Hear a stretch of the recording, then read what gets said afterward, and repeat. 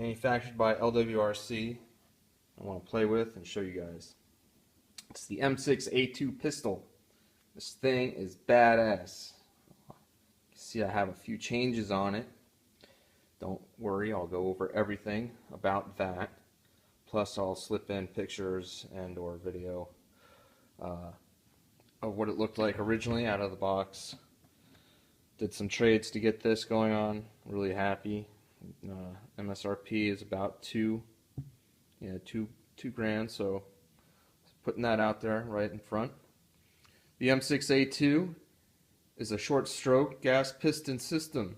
LWRC does nothing but build gas piston systems. You see the little piston guy in there. There's the spring end. Here's the piston cup. He did what in his cup? So I apologize if this doesn't focus in. My other camera's on the hiatus. So 8.5 inch barrel, 5.56, 1-in-7 twist rate for the barrel, 9-core treated, semi-auto, little badass pistol. Now, what makes this a pistol? You all might know, you all might not. The fact is, it doesn't have a buttstock. I'm back over here. I happen to have the SIG Sawyer, what is it called? The arm brace stabilizer for shooting single-handedly with AR style pistols. I just take off the Velcro, wrap it around my arm, and it stabilizes this so I can be like a RoboCop looking guy. This is not a buttstock. I have a letter from the Department of Justice telling me that it's not a buttstock, and so I am allowed to have it. It's all rubber and it just slips over the buffer tube that's on this puppy. So real quick though, I've made some changes or additions to it from out of the box. One, it came originally with an A2 flash hider, military grade, and I changed it out with this brake, and it's really not a brake, but it's actually like a concussion cone, I guess they call it. It's pretty much empty on the inside, and then the gases are then vented out forward. That has a lot to do, my choice on this is because of the fact that this little gun is loud. It's real loud. It's loud to the people next to you. It's loud to the people behind you, including the operator. It's important, you know, this is a small quarters combat sort of idea and weapon. So if you're inside a house blasting this around the corner, you're hurting everybody to the left and right of you and behind you. This will then blast that concussion forward. I haven't tested it yet, so I'm looking forward to that. We're going to have range time today, so this video will include all that range time. Other things I've added were the mag pull forward grip assist. Now this is not a it's not a grip. It's a slide block, so your hand does not slide and hit your muzzle. It keeps that from there. And then this is also a hand slide to keep it from going all the way back. It's a very important addition for these pistols, because what you can do is you either have a sling and you're pushing it forward, or you have the sling, or you're pushing it back into your arm. This will also be the first time that I'm using it with the arm brace, so I look forward to that. It feels super comfortable. Out of the box, this thing was 5.5 pounds empty. Now, with everything that I've added onto it, I think I'm pushing close to 7. So I've added quite a few pounds on there. I mean, these grips and thermal protectors, not much weight there. This is 8 ounces, but I have my Aimpoint Optic Pro, my patrol optic on there.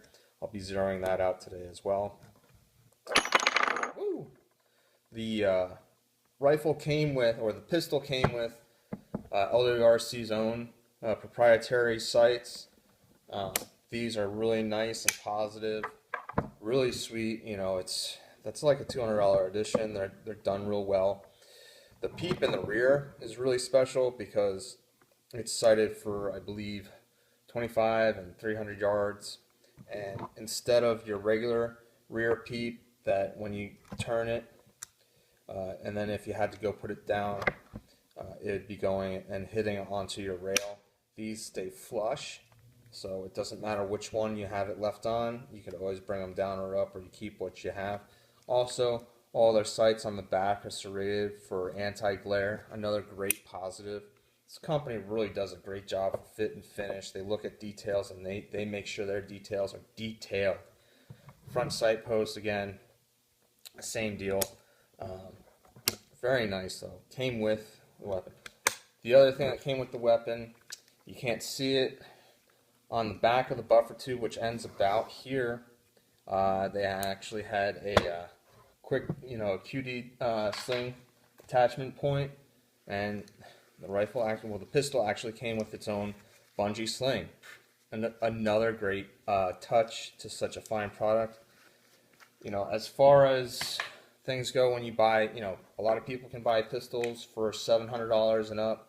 Again, this was a $2,000 pistol. Now, this pistol though is built solid. You're not going to have problems with this. This is the high end of high ends for these types of things. This is something that's going to last. I like this so much that I'm most likely going to get rid of my POF P14, but that depends a lot on the range day today, because these things are supposed to be I'm supposed to be able to hit something out at 300 yards with this. If I can do that with this little guy, then it's a keeper for sure, and it's going to be replacing my POF, because the P415, which is a 14-inch barrel with a tacked-on muzzle brake, so it's a 16-inch barrel.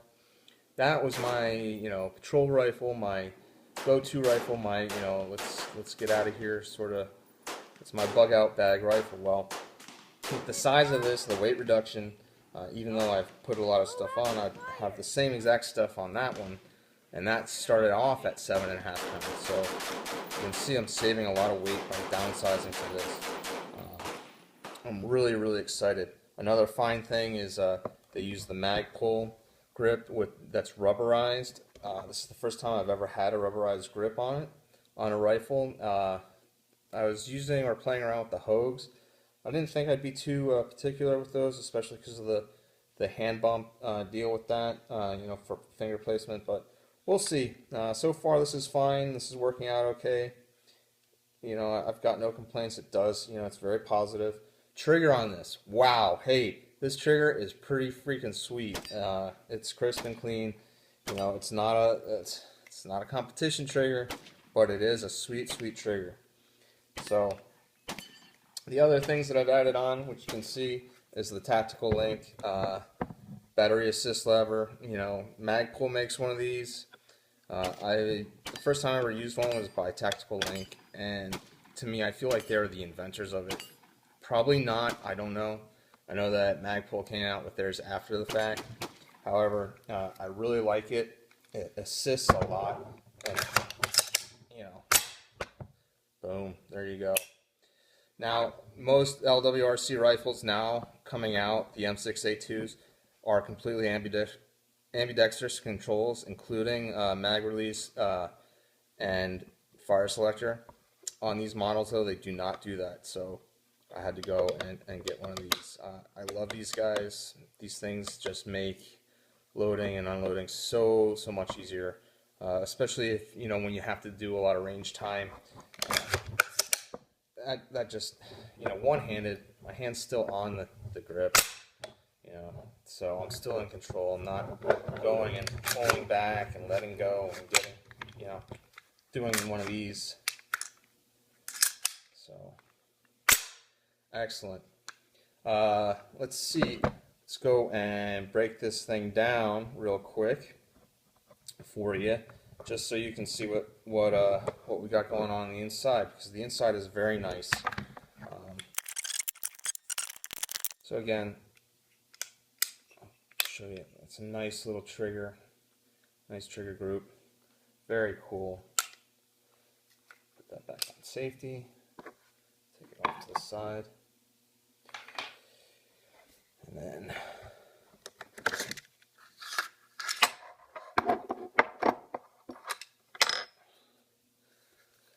so the piston system is kept up front. You have two screws. My first AR rifle was an LWRC. I've moved on from that, and I'm glad I came back to owning one, because this little guy is so much fun. But so you unscrew these, then the top half comes off. I'd have to remove my rail covers and my ladders in order to gain access to that short piston cup. Pretty much it's a cup, it's a rod, it's a spring, and then that goes back into here. If you can see it, and then that slams back against the bolt carrier. And then the bolt carrier group is very much, I could take this almost and put it into a regular gas system, except for I have no gas cup here. The other thing is I couldn't really actually do that because I couldn't even switch out to a regular gas key or a gas cup, because this is actually all machined one piece. It's pretty nice and light. All the other parts though, the retaining pin, the roller cam, the bolt, all this can be taken out and put into a regular gas system. Another great important idea and use for this rifle is that it'll be kind of, think about shit hit the fan sort of scenario. I'm running and gunning with this, something happens, barrel busts, something breaks on it, or I could go and pick up another weapon, start changing trading parts out. I really couldn't do that with the P415. The P415. So with that, very important to think about things like that in the grand scheme of things. Again, though, I haven't done an accuracy testing with that, and that's what today is. And I only have a handful of 69 grain hollow points that I built, and the rest are 55. So I'm gonna have some fun. I really want to get the aim point zeroed at 25, and then I'm gonna bring my big honking scope and throw that on here, just to just to see what its accuracy is out at 100. I want to see what I can do. If I can get 2 MOA or less with this at 100 yards, I'm gonna be dancing. I'll be psyched. So we'll see. With that, everything else is normal. I just love the weight of this thing. It is fantastic. Chrome line bolt, super slick. It's just a wipe down. Because it's piston, this thing stays cool and it stays clean. These are important things for longevity, for the shit hit the fan scenario. So those are just important facts that I try to stay with. I really I purchased the P415 kind of on an impulse. Well, I did the same thing with this, but after today we'll see what we're going to do with the 415.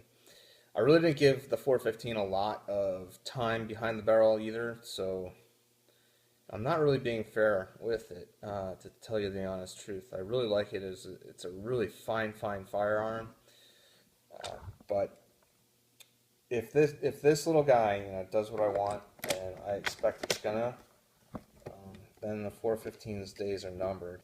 Anyway, that's what I got going on today. I'm off to the range, and that you're gonna see either throughout this video or right now. Thanks. Back from the range, and I'm really really excited. I'm happy. This rifle performed as I expected it to. An 8.5 inch barrel at 100 yards. I achieved about a 2 MOA. So this is over 100 yards with the LWRC, and I was using a scope for this, so it wasn't zeroed. I was just using the hash mark, so it was about 2 to 1 mil high. And you can see after I kind of learned what was going on, this is the grouping, 100 yards, and then this is part of the other grouping that's right here. Sweet. So now I'm going to go and zero this out, zero my aim point. And that's off of a sandbag, pretty much primarily using my magazine as a rest. So this little firearm, this little pistol, is a keeper. I just can't say enough. I know you already saw me. I just wanted to show you real quick. So I put maybe close to 100 rounds through here, maybe a little more. And that's as dirty as it got. So it's not dirty at all. I mean, only 100. I'd like to go and throw 200 or 300 through it and then clean it with white towel, and then you'll see what I got on that towel, or this wipey. And I'm trying real hard to get it all off.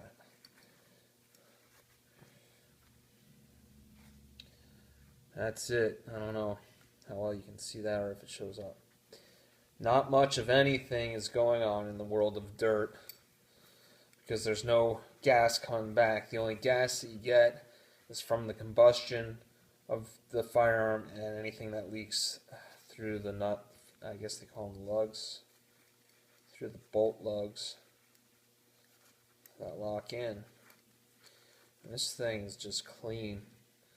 You know, I don't need to take anything else out. I just really wanted to do a quick wipe down.